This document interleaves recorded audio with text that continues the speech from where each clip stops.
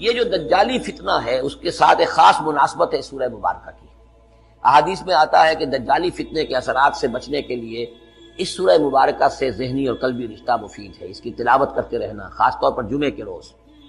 پوری سورہ کہف، ورنہ یہ کہ کم سے کم اس کی ابتدائی اور آخری آیات ان کی بڑی اہمیت ہے. دجالی فتنہ اصل میں کیا ہے سمجھ لیجئے کہ ایک تو ہے دجالی فتنہ بالعموم، دجل کہتے ہیں فریب کو. جیسے کہ کوئی نبی نہیں ہے، وہ اس نے فریبی لبادہ اوڑھ لیا، نبوت کا دعویٰ کر رہا ہے، وہ دجال ہے. تو اس طرح کے تو حضور نے فرمایا ہے کہ 30 دجال پیدا ہوں گے کہ وہ آخرت کو بالکل بھول گئے، اللہ کو بھول گئے، اسباب کے اندر گم ہے، مسبب الاسباب سے ظہور ہو گیا. دنیا ہی دنیا ہے، آخرت کو بھولے ہوئے ہیں. مادہ ہی مادہ ہے، روح سے کوئی سروکار ہی نہیں ہوا. یہ آخرت پر دنیا کا پردہ پڑا ہوا ہے.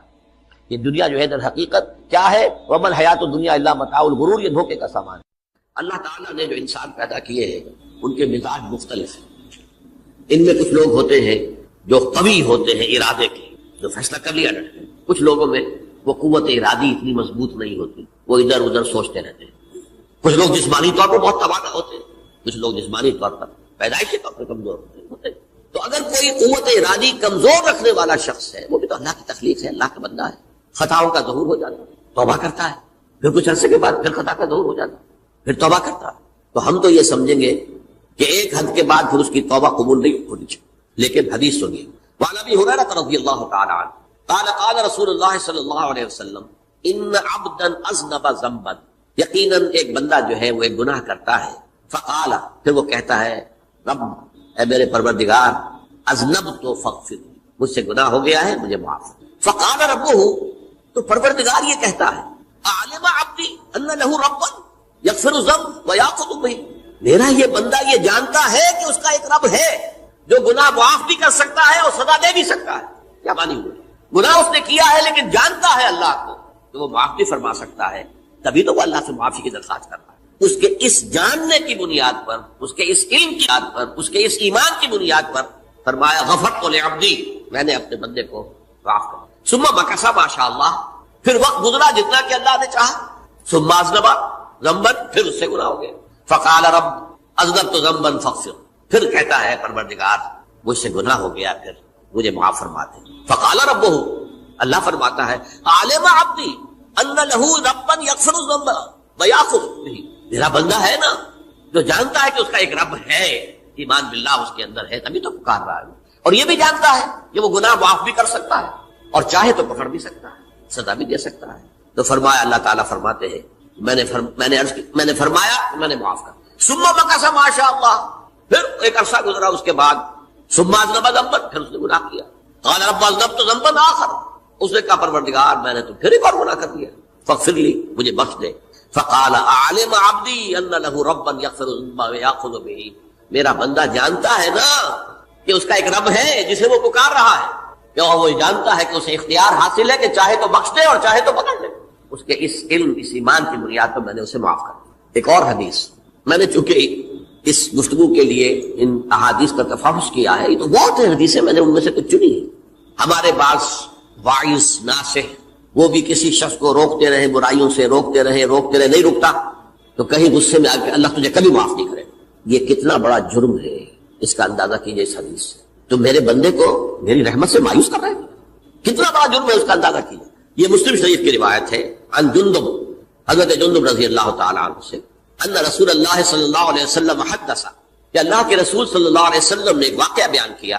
ان رجلا قال، کہ ایک شخص نے یہ کہا واللہ لا یغفر اللہ لفلان، کہ خدا کی قسم اللہ تعالیٰ فلاں شخص کو کبھی معاف نہیں کرے گا. وان اللہ تعالی قال، اس پر اللہ تعالیٰ نے یہ فرمایا من ذا الذی یتعالی علیہ، یہ کون ہے جو میرے اوپر حکومت کرنے والا آ گیا، جو میری طرف سے حکم لگا رہا ہے کہ میں کبھی معاف نہیں کروں گا.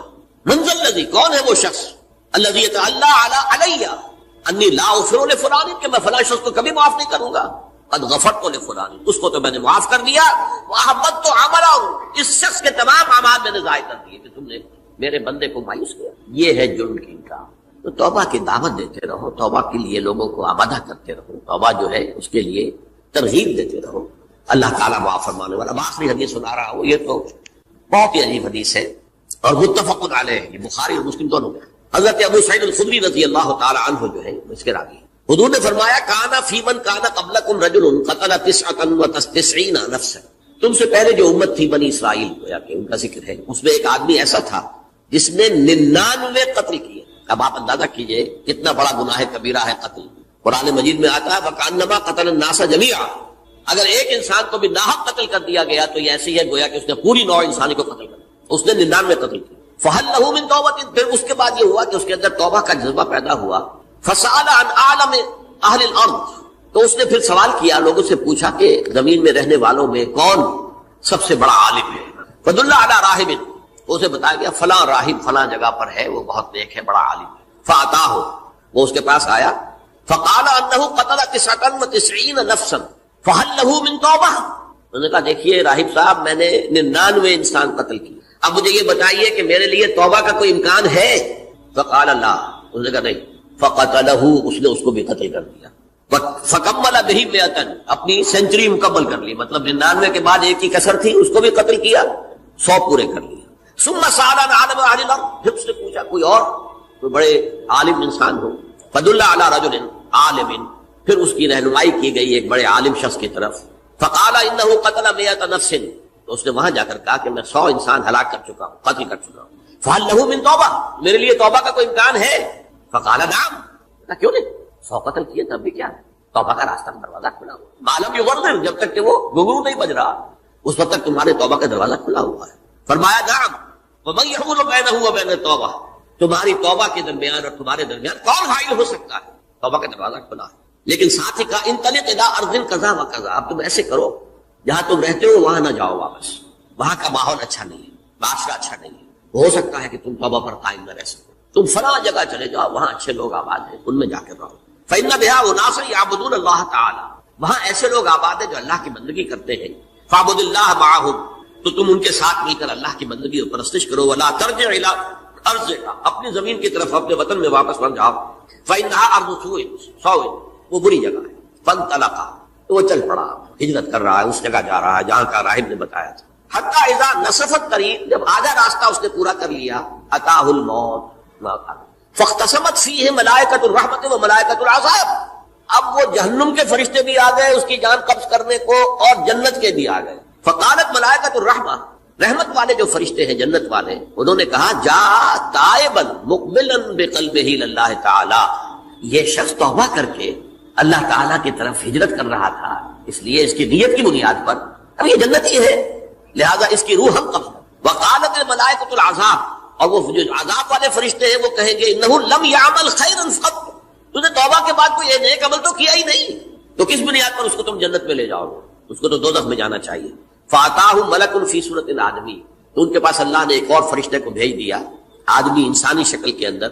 فجعلوا بینہم، ان فرشتوں نے کہا بھائی ہمارا فیصلہ کرا دو، اس کی روح ہم لینا چاہتے ہیں یا ہم لینا چاہتے ہیں، انہیں حکم بنا لیا۔ فقال قیسوا ما بین الارضین فإلی ایتہما کان اقرب، کہ تم فاصلہ ناپ لو جہاں سے وہ چلا ہے اور جہاں جا رہا تھا، اور یہاں